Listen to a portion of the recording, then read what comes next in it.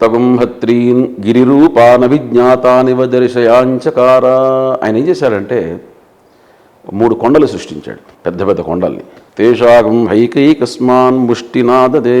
ఒక్కొక్క కొండలోంచి ఒక్కొక్క ముష్టి అంటే ఒక పిడికెడు మట్టి తీసి భరద్వాజుల ముందు పోసి, ఇప్పటిదాకా నువ్వు చదువుకుంది ఇది, మిగిలినవి ఆలోచించుకో అన్నాడు. నారాయణ కొండంత ఉంది, ఇంకా ఇది ఇక్కడ పిడికెడు మాత్రమే. పిడికెడే అడిగి, లేదు స్వామి, అయినా సరే నేను చదవలసిందే అన్నాడు. ఆయన యొక్క పట్టుదలను చూచి బ్రహ్మగారు వేదాలన్నీ వరంగా ఇచ్చాడు.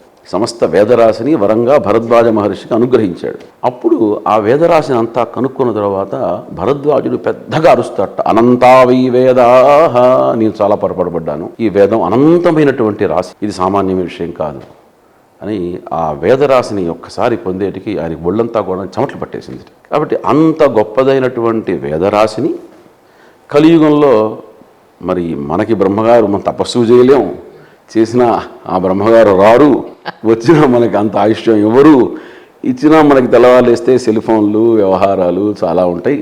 కాబట్టి ఇదంతా జరిగే పని కాదు అని ఆ మహానుభావుడు వ్యాస మహర్షి వేద విభజన చేశాడు. ఎంత బాగా చేశాడు అని మనకి పోతన గారు భాగవతం రాస్తూ ఆయన వ్యాస మహర్షి మీద ఒక ధ్యాన శ్లోకం రాసుకున్నాడు. అచ్చటి తెలుగులో చాలా గొప్పగా ఉంటుంది. ఏమని రాస్తాడంటే, అంటే వ్యాస మహర్షిని వర్ణం చేసుకుంటాడు. ఆయన గురువు కదా, సాక్షాత్తు వ్యాసుడు అంటే మనందరికీ గురువు. గురు పూర్ణిమ అంటే వ్యాస మహర్షికి పూజించాలి. మనం ఏదో ఇప్పుడు కొత్తగా వేరే గురువులు పెట్టుకుని వాళ్ళని పూజిస్తున్నాం, పోషిస్తున్నాం, కానీ వాస్తవంగా మనకు వ్యాసుడే గురువు. ఈ రోజున యత్యాశ్రమం అంటే ఆశ్రమ స్వీకారం చేసిన సన్యాసి ఎవరైనా గురు పూర్ణిమ నాడు వ్యాసుడికే పూజ చేస్తారు. వాళ్ళ గురు పరంపరలో మొట్టమొదట వ్యాసుడే ఉంటాడు. నారాయణం మొట్టమొదటి గురువు నారాయణుడు, తర్వాత బ్రహ్మగారు పద్మభవం, వశిష్ఠం, శక్తి మహర్షి, తత్పుత్ర పరాశరంచ, వ్యాసం, శుకం, గౌడపదం మహాంతం. అంటే పరంపరగా పితాపుత్ర గురు శిష్య పరంపర ఉండే. తండ్రే కొడుకు చెప్పేవాడు. ఎందుకంటే ఇప్పుడు చాలామంది ఈ సమయంలో ఆశ్రమ స్వీకారం చేసినటువంటి యతి మహానుభావులందరూ కూడాను వాళ్ళు చాతుర్మాస్యలో చేస్తారు. 2 మాసాలు ఎక్కడికి కదలకుండా ఒకే చోట ఉంటారు. ప్రాచీన కాలంలో 4 మాసాలు ఉండేవాళ్ళు. ఇప్పుడు ఆ పరిస్థితి లేక 4 పక్షాలనే 4 మాసాలుగా భావించి ఆషాఢ పౌర్ణిమ గురు పూర్ణిమ ప్రారంభించి రేపు జరగబోయేటువంటి భాద్రపద పూర్ణిమ ఆ రోజున వాళ్ళు సీమోల్లంఘనం అంటే ఈ 2 నెలలు కదలకుండా ఒక చోట ఉండాలి. ఎందుకు ఉండాలి అని కూడా ప్రశ్న వస్తుంది సహజంగా.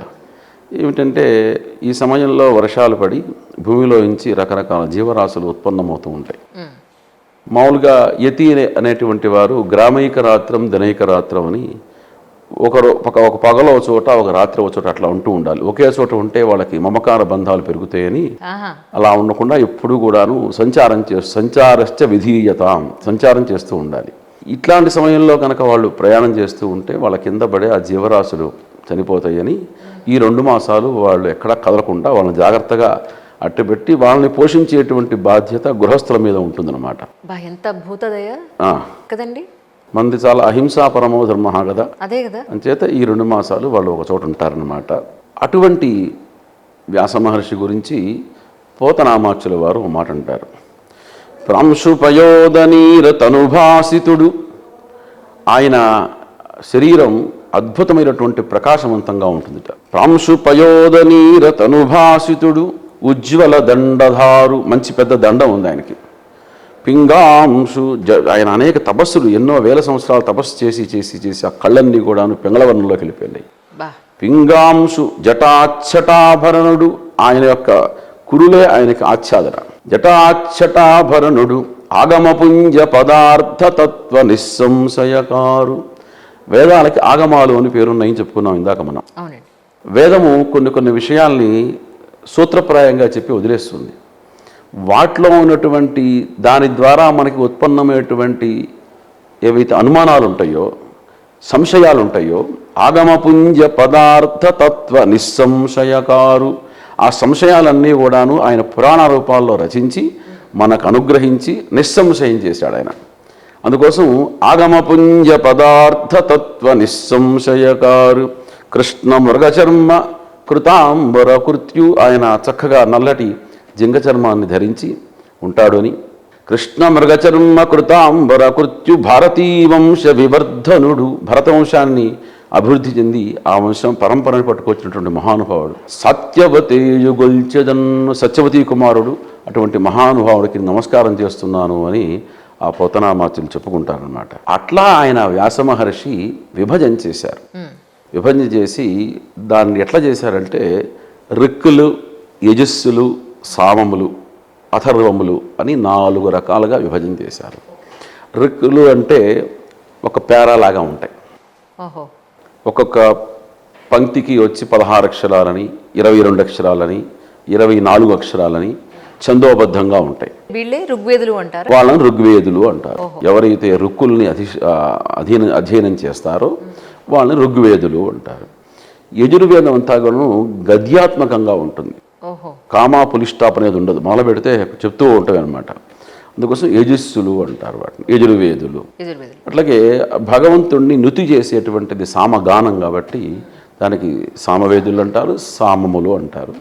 ఈ అథర్వ వేదం అంతా కూడాను దాంట్లో కూడా చాలా ఆధ్యాత్మికత గురించి ఉంది. ఐహికంగా అనేక రకాలైనటువంటి వైమానిక తంత్రమని, విమానాలు ఎలా తయారు చేయాలి, ఆయుధాలు ఎలా తయారు చేయాలి, ఆ విషయాలన్నీ కూడాను అథర్వ వేదంలో మనకి ఉన్నాయి. అంటే ఈ వేదాలన్నింటిలోనూ ఉన్న సారం ఏంటి అని అంటే ఏం చెప్తారు సార్ మీరు? వేదమంతా కూడాను ఒకటే విషయం చెప్తుంది. మనిషి పుట్టిన దగ్గర నుంచి పోయేంత వరకు ఏం చేయాలి, పోయిన తర్వాత కోసం ఏం ఏర్పరుచుకోవాలి, మళ్ళీ జన్మ లేకుండా ఎలా చేసుకోవాలి, దాని గురించే వేదమంతా కర్మమును బ్రహ్మమును రెండింటినీ బోధిస్తుంది. కేవలం కర్మ చేయటం వలన కర్మఠుడైపోతాడు. అందుకోసం కర్మఠుడు అంటే కర్మ చేయటంలోనే లీనమైపోతూ ఉంటారు. ఎప్పుడు కూడాను కర్మ అనేటువంటిది ఈశ్వరార్పణ బుద్ధితో చేయాలి. అందుకోసమే గీతలో కూడా కర్మణ్యేవాధికారస్తే మా ఫలేషు కదాచనం, కర్మ చెయ్యి, కానీ కర్మ ద్వారా వచ్చేటువంటి ఫలితాన్ని నువ్వు కోరుకున్నావంటే ఏమవుతుందంటే భూలోకంలోనే కర్మాచరణకి సాధ్యం. స్వర్గానికి వెళ్ళి నేను దానం చేస్తాను అంటే మీకు దానం తీసుకుంటే బ్రాహ్మణుడు దొరకడు, వస్తువు దొరకదు. అంచేత ఇక్కడ ఈ దాన ధర్మాలన్నీ చేసేసి అక్కడికి వెళ్ళిన తర్వాత ఆ స్వర్గంలో అనేక రకాల సుఖాలు అనుభవిస్తారు. అనుభవించిన క్షీణే పుణ్యే మర్త్యలోకం విశంతి, ఎప్పుడైతే పుణ్యం బ్యాలెన్స్ అయిపోతుందో అమాంతం వచ్చి కింద పడతాడు, మళ్ళీ జన్మెత్తాడు. ఏవంత్రయీ ధర్మమను ప్రపన్న గతాగతం కామకామాలభంతే, ఈ ప్రకారంగా మనిషి కిందకి పైకి తిరుగుతూ ఉంటాడు. అంచేత ఎప్పుడు కర్మ ద్వారా వచ్చేటువంటి ఫలితాన్ని ఏ మానవుడు కోరుకోకూడదు, కర్మ మాత్రమే చేయాలి, అది ఈశ్వరార్పణ బుద్ధితో చేయాలి. అంచేతనే మన సనాతన సంప్రదాయంలో మీరు చూడండి, ఎవరు ఆఖరికి పందిళ్ళలో గణపతి పూజ చేసినా మొట్టమొదటి చెప్పేది పరమేశ్వరం ఉద్దేశ్య పరమేశ్వర ప్రీత్యర్థం. మీరు చెప్పినా అయ్యవారు అదే చెప్తారు. చివరికి అంతా అయిపోయిన తర్వాత సర్వం పరమేశ్వరార్పణమస్తు అంటారు. అంటే మనకు తెలియకపోయినా పాపం వాళ్ళు మంచిగా బోధిస్తున్నారు, కానీ ఇది తెలుసుకొని కనుక మనస్ఫూర్తిగా మనం వదిలితే మటుకు మనం కర్మకి బద్ధులు కాకుండా ఉంటాం. అంచేత భగవానుడేటువంటి వ్యాస భగవానుడు మహర్షి ఆయన కరుణతో ఈ వేదాలన్నింటినీ కూడా ఈ ప్రకారంగా విభజన చేశాడు. అయితే 4 వేదాలే ఉన్నాయా, మరి ఏమిటి ఇంత రాసని చెప్పారు మీరు అంటే దీనికి ఒక విషయం ఉంది, దీంట్లో కూడా ఒక మళ్ళీ అంతరార్థం ఉంది. 28 శాఖలు ఋగ్వేదం, ఏకమధ్వర్జి శాఖ. యజుర్వేదం 101 శాఖ, సహస్రవర్త్మా సామవేద, 1000 శాఖలు సామవేదం. అందుకోసం స్వామి కృష్ణ భగవానుడు వేదానాం సామవేదోస్మి, నేను సామవేద స్వరూపంగా ఉన్నాను అని చెప్పుకున్నాడు. అంటే మిగతా వేదాలు కాదని కాదు. అట్లా 9 ఆథర్వణో వేద, అథర్వణ వేదం వచ్చి 9 శాఖలు. అంచేత చాలామంది రోజు ప్రవర చెప్పేటప్పుడు చతుస్సాగర పర్యంతం గో బ్రాహ్మణ విశ్వంభవతం చెప్పుకుంటారు బ్రాహ్మలు. నేను తైత్రీయ శాఖ అధ్యాయి, తైత్రీయ శాఖ అంటే యజుర్వేదం అయితే ఋగ్వేదానికి సంబంధించిన శాఖ చెప్పుకుంటారు. అయితే ఈ శాఖలు ఏమిటి అంటే వేదం అనే వృక్షానికి ఇవన్నీ కొమ్మలు. దీంట్లో కూడా మళ్ళీ ఒక విషయం ఉంది. ఒకానొక సమయంలో ఈ 101 శాఖ ఉన్నటువంటి వేదాన్ని వైశంపాయన మహర్షి దగ్గర యాజ్ఞవల్క్య మహర్షి అధ్యయనం చేశారు. ఓహో. అధ్యయనం చేసి చాలా గొప్పగా అధ్యయనం చేశాడు ఆయన. చాలా తొందరగా, చాలా మేధావి, అవతార పురుషుడు ఆయన కూడా. ఆయన చేసిన తర్వాత ఒక రోజున వైశంపాయన మహర్షి గ్రామాంతరం వెళ్తూ ఏ రాజ్యంలో తాను ఉన్నాడో ఆ రాజుకు వెళ్ళి ఆశీర్వచనం చేసి రమ్మంటాడు. సరే యాజ్ఞవల్క్య మహర్షి వెళ్ళి ఆశీర్వచనం చేశారు. మళ్ళీ వచ్చేశారు.